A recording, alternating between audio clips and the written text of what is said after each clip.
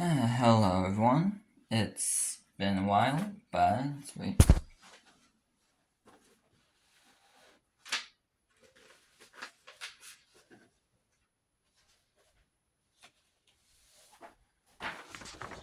But Joel's timeline is back.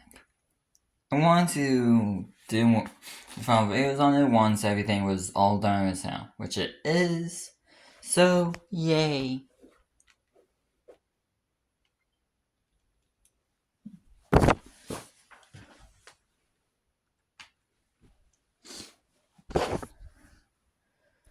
Anyways.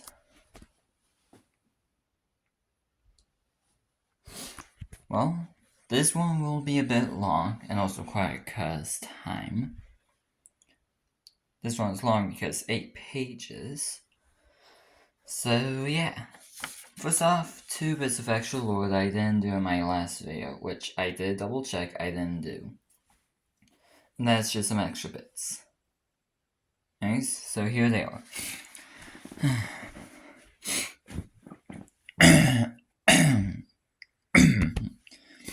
Extra lore, why Cole hated Mike. When Charles' pet palace was completed, Cole was moved over, like the body, for like parts or something. He got to see Mike kill Rebecca and her friends because he was in the same room it happened in, but Mike didn't notice him. Cole couldn't do anything because he didn't have full control of the original Charles' body. By the time of the North House, he had full control. Next, extra lore, how Sally knew about the kids. The answer to this is simple. Since she saw Mike kill Rebecca, she figured Mike was the one who killed her friends, since it felt weird for a normal killer to do that. Basically, like, go after specific targets. And since Mike was the one who killed her daughter, like Rebecca, it kind of made sense and clicked to her, so yeah. Now, for the actual story, because it's not done yet. Chapter 11, A New Legacy, 1989 to 1990. Okay, here you go. 22 years since Charles' Pet Palace closed, Dave Miller, yes, as a reference to the books and FNAF, has been wanting to bring the characters back to life. He didn't know how to, though. Then, on March 8th, 1989, he thought of it. A cartoon TV series. Yes, cartoons. Isn't it amazing? Kids would love it. He started working on character designs and he even made his own characters. The names were Carlos the Clown. He was a Spanish-speaking clown, not as a racist joke, just like a clown that can speak Spanish, because why not? It's what I want to do, okay? Don't come at me saying it's racist. I'm not racist. I just want to have the clown named Carlos speak Spanish. Also because whenever I seen a few TV shows that I only saw like one or two episodes of, whenever there was a character named Carlos, they usually spoke Spanish. So it's kind of also that. Anyways, back to the actual story. And Sally the doll. Fun fact, and later on, where's my finger? I completely forgot I wrote this. Meaning that, wow, anyways. A giant living doll. Because Sally is a common name for dolls, with real little girls and such. Or guys as well. Mainly girls. Anyways, Dave made a pilot for the idea and tried getting a studio to make a full cartoon with it. Every cartoon studio denied it. Mainly because of the past with the characters and such. But one didn't. That studio was West Pictures. And I made that sound, my voice went like that, because first of all, I'm going to have to fix one little extra lore bit that's at the end of the timeline, but also because, it's connected. Anyways. The pilot was aired on TV on April 15, 1989. The pilot was a success and a full-length first episode was made. The first episode aired on July 23rd, 1990. It was huge. Kids loved it and episodes were being pumped out weekly. Yeah, there was a lot of animators and they were very simple and such. Think of something kind of like a mix of Bluey, Peppa Pig, and SpongeBob. Kind of like a mix of what those three shows are like. Them being kid shows, but like SpongeBob for a more cartoony style, Bluey for it being a realistic environment, and well, somewhat realistic. It mainly takes place in like a forest and nature and such. And then Peppa Pig for like teaching lessons, like sharing and telling the truth and such.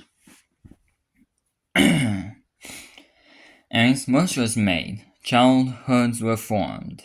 Everyone was happy, except for Ruby, however. She didn't like the show much. She would watch it if her daughter requested it, but she didn't watch it herself. However, that didn't stop the nightmares from returning. Ooh, dun dun dun! The end of chapter 11. Chapter 11, returning past 1991 to 1991. Very short. The more Ruby saw the cartoon, the more she remembered the past. In 1991, Ruby had nightmares again. Not as frequent as Demon Charles, and not as scary. It was more annoying after a while. She would call these demon versions of Showtime Charles and his friends NDS. Nightmare Damage Showtime. Basically, it's the Showtime animatronics from the Pet Palace, but it's the damaged versions that happen at the North Warehouse, but it's a nightmare version of them, so it's like sharp teeth and claws and such. So, Nightmare Damage Showtime. And it's Nightmare Damage Showtime Charles, Nightmare Damage Showtime Danny, etc. Actually, probably could have done Polly as well, since there's only one more anyways. And yes, Polly will come from under the bed. Ruby had to pretend to sleep to not die. And yes, Danny will come down her hall, and she will have to shine her light in his eyes before he runs. When he runs and Ruby closes the door, he goes back. But Ruby isn't at the door and he runs, she dies. And yes, Charles will climb up the balcony. Oh boy, I was imagining an apartment building. I'm gonna have to. Oh boy. She lives in a 2-story house. I was thinking of apartment building, but then later on in the end, I was imagining neighborhood, and it's just so yay, 2-story with a balcony. How about that? Very rich. And Ruby has to shine a light at him to make him fall down. If he gets on the balcony, Ruby has to shut the curtains on him to make him climb down. The nightmares only lasted from July 1st, 1991 to September 8th, 1991. It was on September 8th, 1991 that Ruby decided to just force the nightmares to go away. She drew a drawing of NDS Charles, NDS Danny, and NDS Polly. She brought the drawings into the dreamscape and threatened to burn the drawings if the nightmare demons didn't leave. They left, but Ruby still kept the drawings in case the demons ever returned.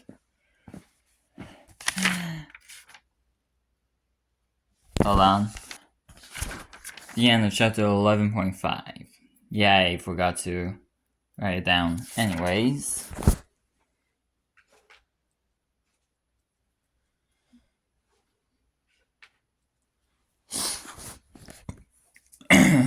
Now, extra lore.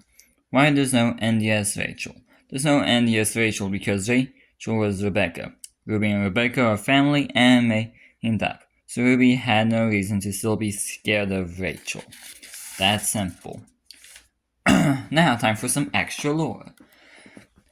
How Ruby found out about the Dreamscape. I thought it was the other one. Anyways, In 1961, Ruby was in a library and saw a book about the dreamscape. Ruby decided to read it. The book was full of different theories on the dreamscape. Basically, dream theory, the actual dream, is the book of dream theories, and one of them is the actual dream theory, like MatPat did, and what was in the FNAF movie, and other theories kind of like with what dream catchers are like, and blah blah blah. Ruby tried each theory, but none of them worked. The only theory left was the highly unlikely one, which is the one that's canon. The only theory left. Dream angels and emerald demons, killing them by burning a drawing. It sounds so far-fetched. Basically means it sounds so false, so untrue. But it was the only other option left to try. So on February 28th, Ruby tried the final theory and it worked. So yeah, I had to make an explanation for it since it's kind of like random how she knew what to do. And now, Chapter 12, the final episode, 1991 to 2015. The TV show Charles and Friends ran for 25 years. Yeah, Ruby is old. But fun fact, Cole is technically the oldest character in the timeline, if he was still alive. Anyways, and in 2015, kids grew up with the show, and the characters in the show grew up with the kids. Not entirely like babies or something, but like more like toddlers, kind of like what's seen in Rugrats, if any of you remember that. But it's basically a bunch of toddlers and babies going about magical adventures. Anyways, just basically toddlers all the way to adults dealing with taxes. As kid TV, so dealing with taxes. Wouldn't that be amazing? Yeah. And the final episode was a massive party for the kids, now adults, and the characters. They all had fun and played games, basically in the show and in real life. So like a bunch of the kids who watched the show got together in one place and had a massive party while they watched the final episode live, and all the characters in this episode also had fun. And such. Anyways, and they all had fun and play games. After the final episode, the show was over. Ruby's daughter, April, had grown up and moved on with her life. Ruby was happy. The Charles legacy had a happy ending. Then she saw the sign. The SS looks like it says sign whenever I write fast. Sometimes some letters look weird. Anyways, yeah. Ruby, I'm gonna reread that again. Ruby was happy. The Charles legacy had a happy ending. Then she saw the sign. Coming soon, Charles's Party Plex. The end of Chapter 12. Yeah! Far from over. Security breach time. And now, for the final one. The most important one of all. Extra lore. Why Ruby has no husband. Basically, I have every single time one of these family members have a husband, they're not mentioned, and I'll always have a reason why. For Sally, it was because husband was dead. For Ruby and her husband got divorced in 1989. Yeah.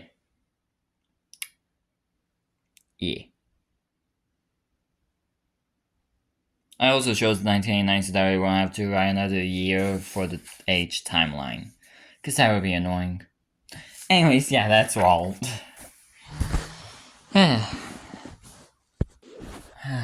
Charles' timeline is almost over. So close to finishing. And I will do one more video after the timeline is fully finished.